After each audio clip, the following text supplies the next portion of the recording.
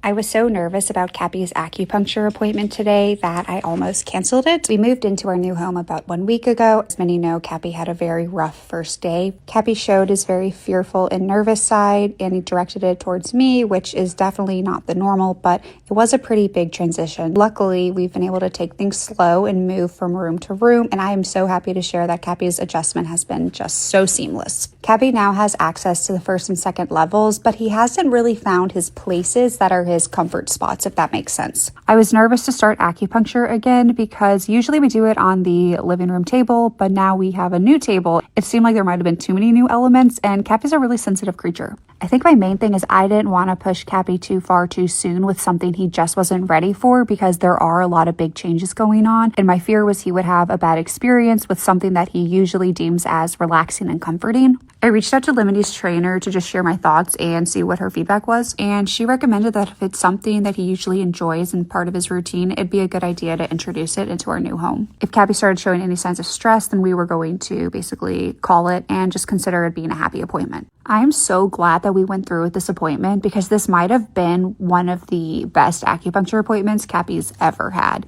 You could just tell his body was letting go of so much stress from the last week. He was so open and receptive to the acupuncture points. Usually we have to have a lot of churro to just distract him from the needles and wanting to kind of be impatient and try to get them out. But he just fell asleep at the dining room table. I mean, he was laying on the shoebox. It was so needed. It was absolutely perfect. I think it really helped Cappy find a sense of place in the home as well.